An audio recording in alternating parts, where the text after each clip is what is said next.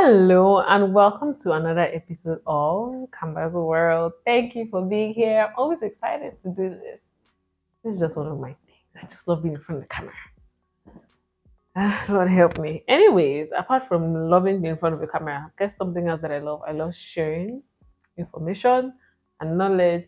And I'm not like a professional therapist or psychologist, but I have a natural love and flair for these type of things. I carry out extensive research in my alone time and learn about these things. And what better way to, make knowledge valuable than sharing it? Because I also like to talk. So it's just a match made in YouTube channel heaven. That being said, today's topic is drumroll, how to take compliments and criticism. This is not a common topic, but it's something that um, just came to my mind recently. I was having a conversation with my sister, and we're talking about compliments. And the way I spoke to her about it, she really got the message. And even while I was explaining it to her, I was like, okay, this will not be bad to bring it to YouTube. So here we are. Now let's talk about compliments. Compliments are, nice and positive statements that people say to us, like, oh, you look stunning, you look nice, well done, you did very good there, and whatnot.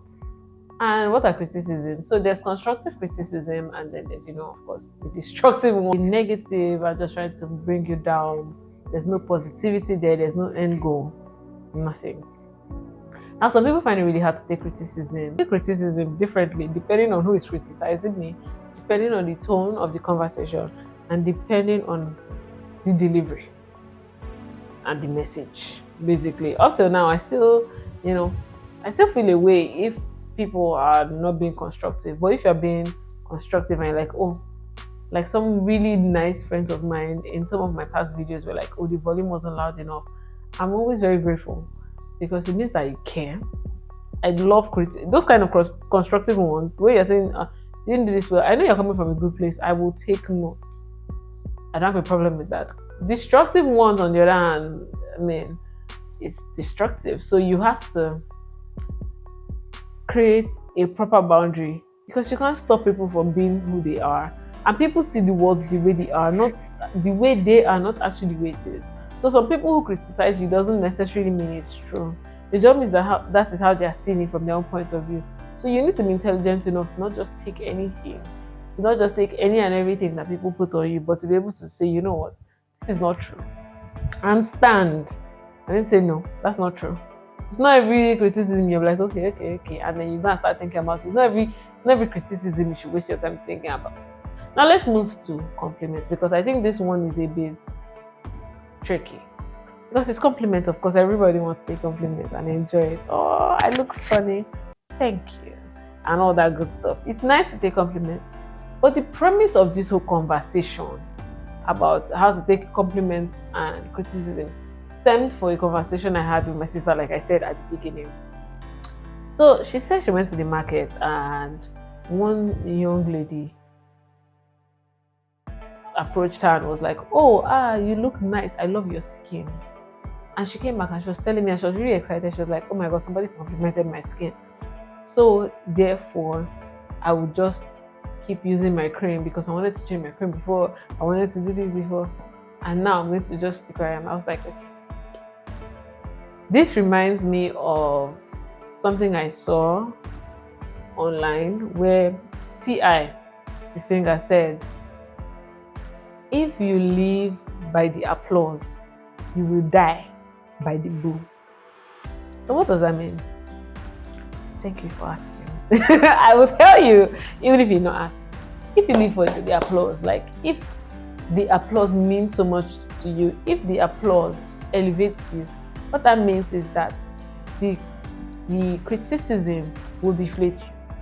So you have to have a strong sense of self, and you need to be able to define your path so that the criticism and the compliment will not just be swaying you like a branch in the wind without strong roots. You get my point? So, and I thought, I said, so if tomorrow you go out now, somebody else tells you, I don't know, you are looking very dark in my eye, you will not change your cream. And I was able to give her this advice because I've been there, done that. Where people's compliments meant the world to me. Like, you say I look good, I take it seriously. Oh my god, I look good. Then if somebody comes and tells me, ah, bless you, you've lost weight too, I'll start thinking of my life. Now, does it mean they are lying that I've lost weight? Probably not.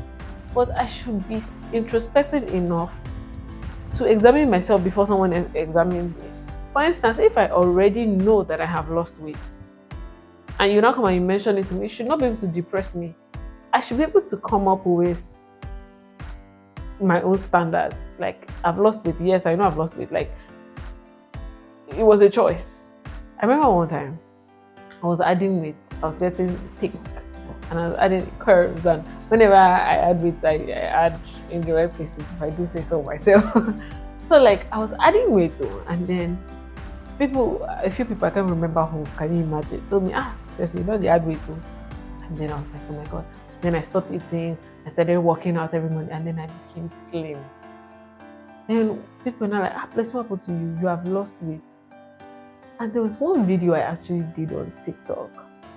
I don't know if I'm going to pull that video up of me dancing. And then I went and I looked at the video, and I was so appalled by how I looked.